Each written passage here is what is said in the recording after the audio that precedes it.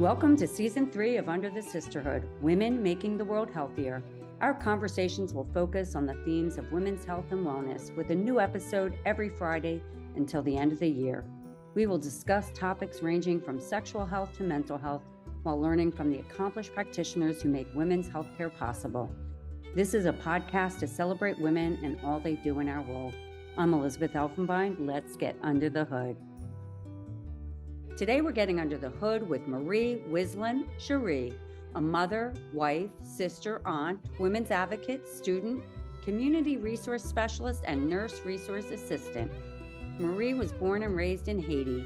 After high school, she traveled to the Dominican Republic to pursue an undergraduate program in computer science at the Universidad Catholica Santo Domingo. She later graduated with an Associate of Arts degree.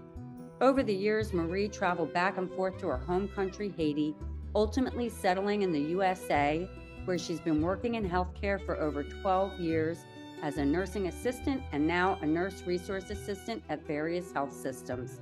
She currently works in a Connecticut hospital as an NRA, as well as at City Hall as a community resource specialist, serving her community while continuing her studies in social work.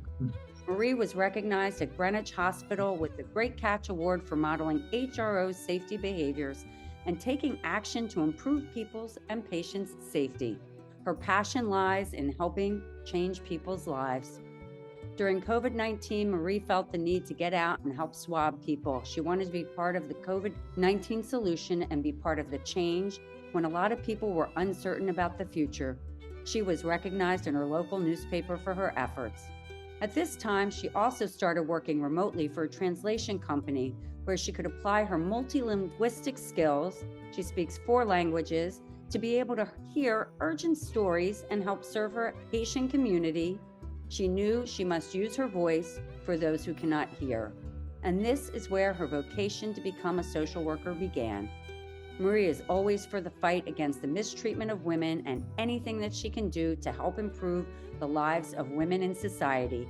Today, Marie is working towards her bachelor's degree in social work, where she will help serve even more people in her community.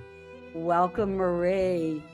Thank you so much. I'm so excited to be here on a platform where women have a voice, a platform that gives women opportunity to share their story so other women can learn from it. A platform that's valuable women, a platform that consider women as a champion, not as a failure. Thank you so much. Oh, well, I couldn't be more delighted and honored to have you here today. This is Season 3 is Women Making the World Healthier. It's about health and wellness, and you've had a very interesting life journey thus far. I know I just spoke about 12 years in healthcare, but you've had a journey to get there. So if you would, Marie, it would be great if you would share your story. Yeah, of course. I'm going to share it. The story begins somewhere, actually. At my very young age, my parents brought us, me, my sibling and I, to Port-au-Prince. It's a countryside, not well, it's a to Port-au-Prince because they used to work in the countryside of Port-au-Prince, not well developed, but they wanted us to have great education.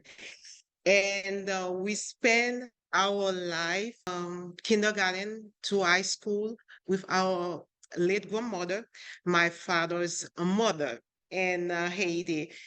And that's where we had like a Catholic, a religious education. My grandmother was Catholic, even though I spent my time, but if some of the summers, I used to go to the countryside where my parents used to work.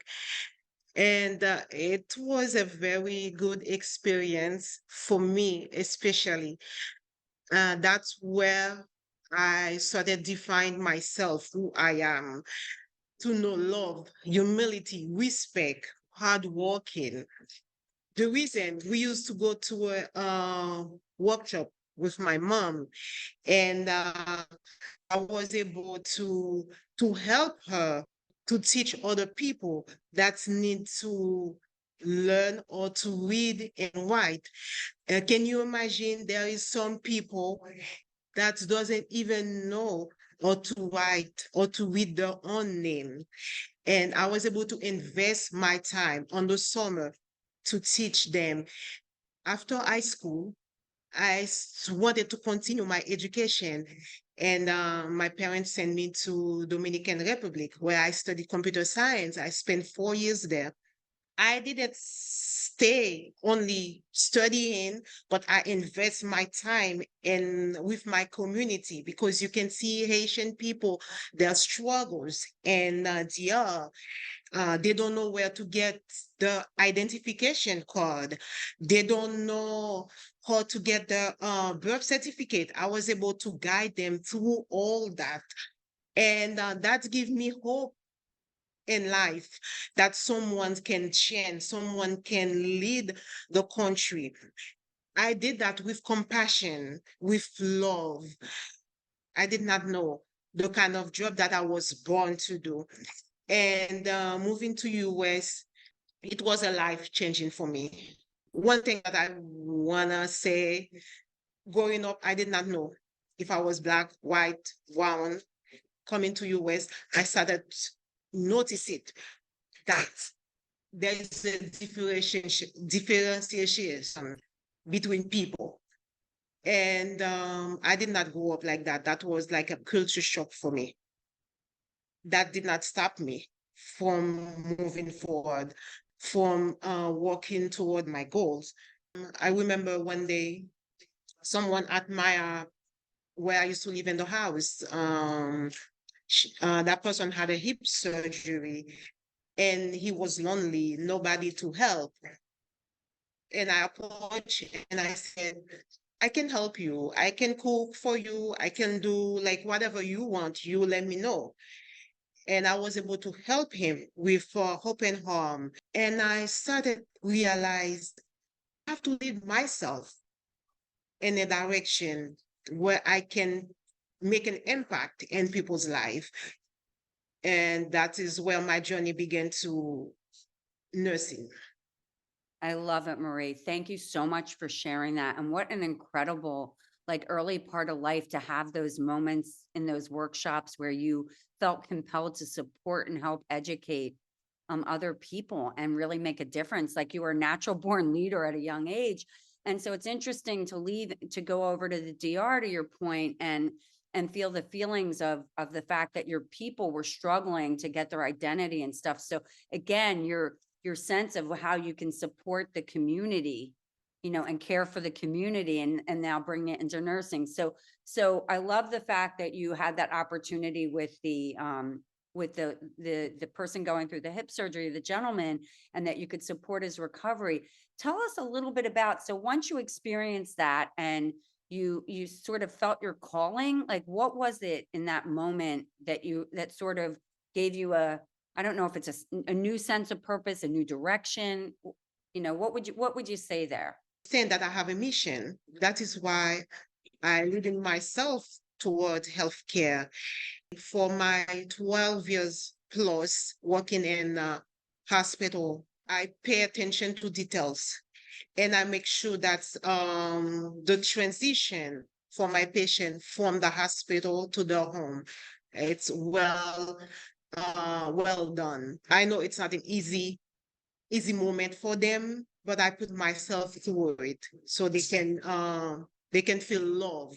I love that. I think that's so special when you can feel your patient's pain, like literally understand how you would want to be treated on your exit. So if you could share a little bit about what departments have you worked in? I know that we have had previous conversations, but it would be great to share with your audience how you're able to touch lives and with which types of patients. I work in different type of unit.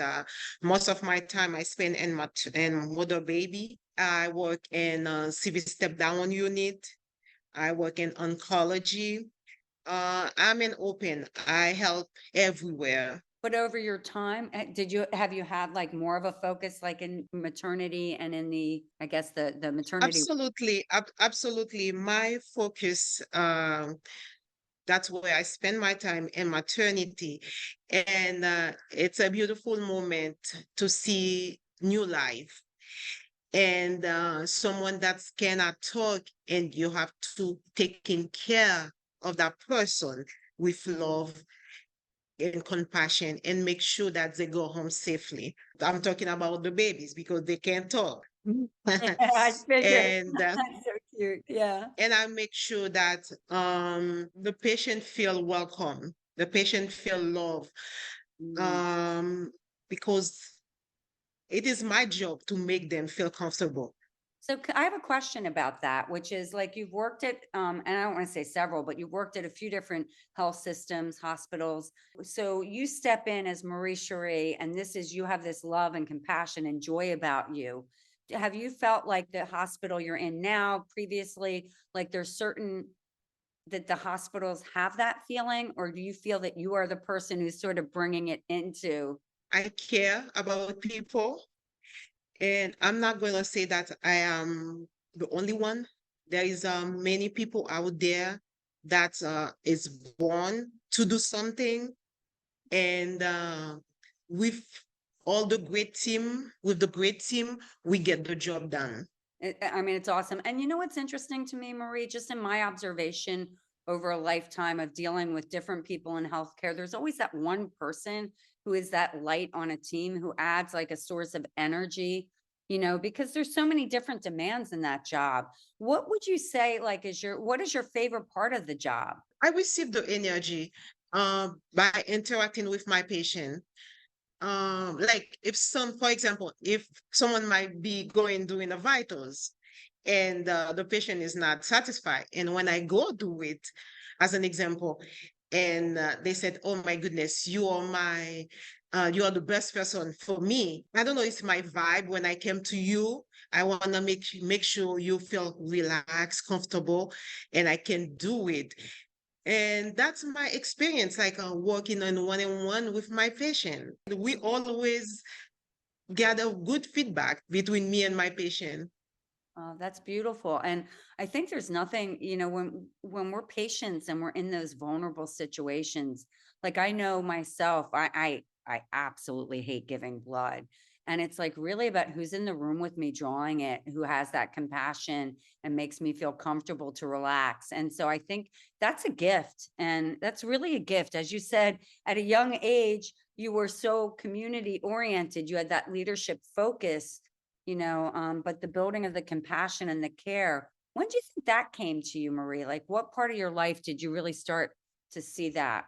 I don't know if because I started doing some job with my mom, like helping, and then that was inside of me. Not only I help other people, but I do help my family, my close family. I would say like during COVID, something changed completely. When I see on TV what is going on, when I see people dying from left to right, and life was undefined, it wasn't clear for some of people.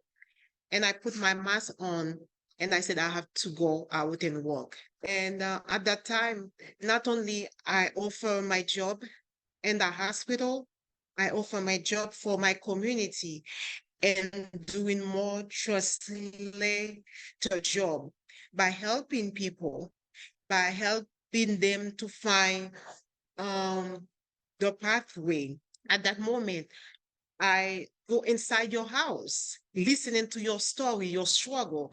And at that time, and I said to myself, not only I'm in healthcare, but I have to do something else, which that leads me to the social worker. And the reason I speak Creole, and the majority people, the majority office, they don't have people that speak Creole. And sometimes it's hard for our own community to find the help that they need. And I said to myself, in healthcare, you probably will find millions of people that speak Creole, but some feel you don't find that. Why not move myself? If I don't do it now, who's gonna do it? And that make me shift myself. But I consider It's the same mission, helping. No matter where I am, is the same mission for me. Actually, it's funny, Marie, as you're saying this story, I'm thinking that you're still about caring for people, but it's about, I mean, because you're still, if you're able to speak the Creole and speak their language of your community, you're able to help them if they need help in healthcare. If they need this resource, you can actually help direct and guide them. And then they feel like very seen. And I think, really seeing and hearing people, witnessing them and acknowledging them and showing that they are a valued person in the community. It's really hard if there's a language barrier. So that's another gift. And I think, as you started to say about social work, it is a different form of the same mission. Talk about how you imagine bringing your social work, like as you finish your degree in social work, what do you hope to do with that? Social life is part of our life from the day that you're born and the day that you die. It's amazing feel. You feel you put yourself in a position to advocate for other people. When you sit down and listen to someone's situation, someone's those struggles, and you have to help them make the right decision. And no matter where, it still get connected to the hospital because at some point, elderly, they need social worker. Orphan, they need social worker. Every step of your life, you might need a social worker. Yeah, I think that's wonderful. It's interesting, Marie, that you said it that way, that the social side extends from birth to death, which is much like a hospital. You're born and ultimately you'll die, and the health system sees you through every stage. And so they will integrate with each other. So that's going to be a beautiful thing. And having the experience you've had of like everything from maternity and dealing with new moms and babies from to the elderly will be interesting. How do you feel like, I mean, the work you're doing in the community, the work you're doing in the health system, like how are you feeling about the work you're doing today and where you're going with your future? I would say the work that I'm doing is amazing. And I see people coming to me with my help, my compassion. I guide them to a solution because it's like a motivation. A motivation doesn't stay in one place. Every time, every movement, every impact you make today gonna have a greatest impact tomorrow. So that's the way I see it. It's not about how popular you could be. It's about how well you're willing to do the job to help people. And I see myself doing great. I see myself so happy doing it because I put my heart to it. That's beautiful. That's really beautiful. And I think it is about how hard you go out and work at that and give. I mean, I think social worker is it's very demanding and it's a very giving. It requires a very generous person because you have to be a really good listener. Like, what are you finding with your experience thus far? I mean, it sounds like you're natural at all of this, but are there any things that you're like learning that are causes for concern or just all open and exciting? What I'm learning from what is life is about, how to appreciate everything in life. And I'm learning a lot from the community. And I take it seriously, my job, by helping, especially like people who struggle with healthcare. That's number one. I help a lot of people going through that step. And my work wasn't in vain. My work was successful. That's make me so happy, so proud to see them call me back and let me know that I got it. I got it. I got it. And some people, they cry because I was able to help them from A to Z. That make me happy. I love that. I love seeing the fruits of your work. I mean, that's just beautiful. And Yeah, I mean, I think what's interesting from what you just said is just really seeing the impact that you're having on people coming back and telling you that that you got them in, they got the health care they needed, they have the resources they need. That's just beautiful. So, is there anything else you want to talk about in your journey? I mean, I know that you have a little more time in school before you become an official social worker, which is exciting. Is there anything more you would like to share? What I want to share is about my life. My journey was not that easy. And I developed discipline, self-determination. And I'm a type of person that's never give up to my dream.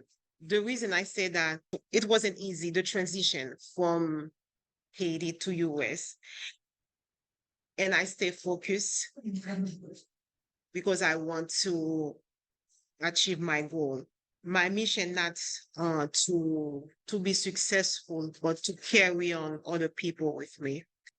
Yeah, that's amazing. Thanks for sharing that. And I think, I give you a lot of credit. I did want to sort of highlight the fact and ask you a little bit about the fact that transition from Haiti then to the Dominican Republic, which I think you saw more of your community, but coming and finding your space in the US, and to your comment about the difference between you never felt like you never noticed skin color. It never like dawned on you. So having that experience and trying to figure that out, in a new community is really tricky. So I just want to say, I want to give you kudos for that, Marie, and say, you're really brave and courageous to do that, to come over here and experience that, and to shine the light and to shine so brightly as a human being, regardless of what exists around you.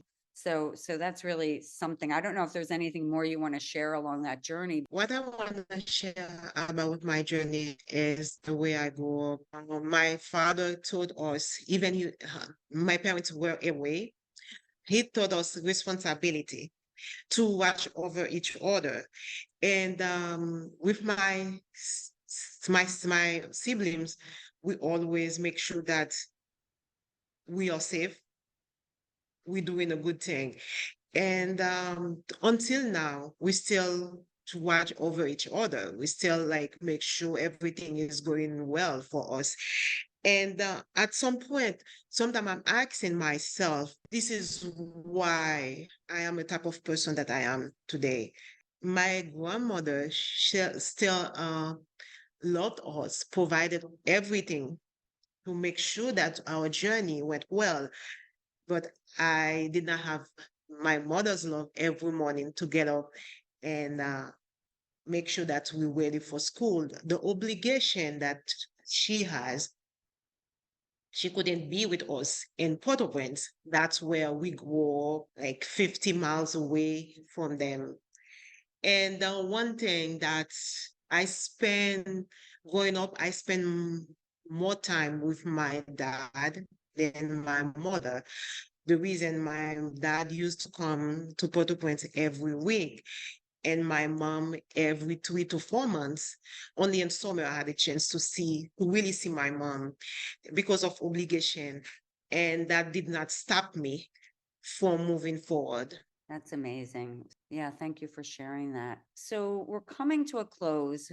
Before I ask you the final question, I do want to ask you if there's anything else you want to share regarding your healthcare journey and going into social worker before working to go becoming a social worker. If there's anything else you'd like to share before we move into the final question. My healthcare journey is a very well experience that I have to face. I have to see different aspect in life. The kind of help, the kind of job that I'm doing, taking care of patient, direct care of patient. It's not an easy job, but it's well appreciated. Left your house and go to work and spend 12 hours working, helping someone that's sick. Um, it's not easy. You have to do it with humility and see myself helping put like smile on your face. that's something that's give me joy, give me hope in life. Yeah, I would imagine that does. It is a long day, and giving of yourself when you're dealing with people with various illnesses. And that's why I kind of focused a little bit on your experience in the maternity ward. But you did mention that you worked in oncology and in other units where, on top of wanting to bring joy, you're also witnessing people. So in the maternity, there's so much positive, and in these other units and wards, there's all kinds of things you're seeing. And so bringing your patients joy and having that sense of hope is a really special quality. Is there anything that you want to share regarding that experience in other units? Because I think that's really interesting. If I remember one time I was in oncology and a woman was on her last stage. She was calling like nonstop. And at some point, she said to me, I'm sorry, I'm sorry. I know I've been calling you too much. And I said to her with compassion, I'm here because of you. I'm here for you. If you weren't in the hospital, I don't think you would be calling me like that. I don't want you to feel sorry. I want to guide you. And I sat and she was telling me story, make me cry. And I gave her a hug and she was happy that moment. It's not about like the job, it's not about working. You become a family. You become a part of that person's life.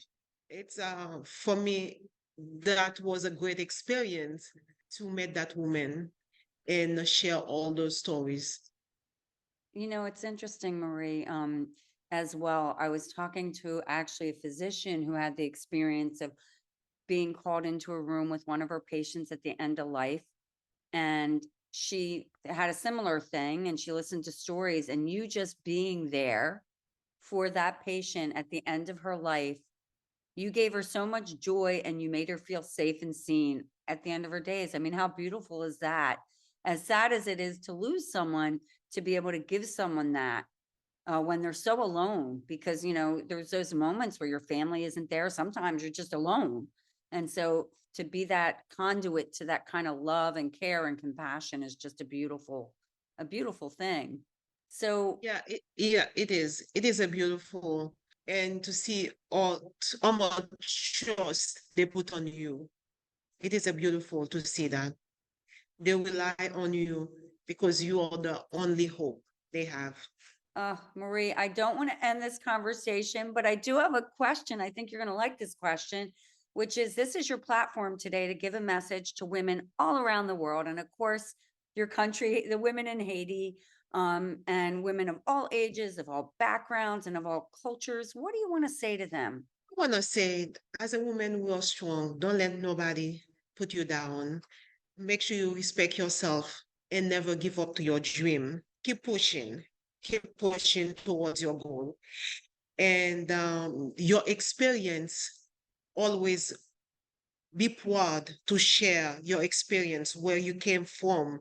Your experience can be a goal for someone, can be a success, can lead someone to success. And if I remember, I was telling like a young lady, very, very young. She was demotivated. She did not want to go to school. And I said to her, if I could find someone that could pay my school and say, you don't have to go to work, just go to school, I would do it with open heart. I would do it. And I said, it's never too late. It's never too late. You can start today.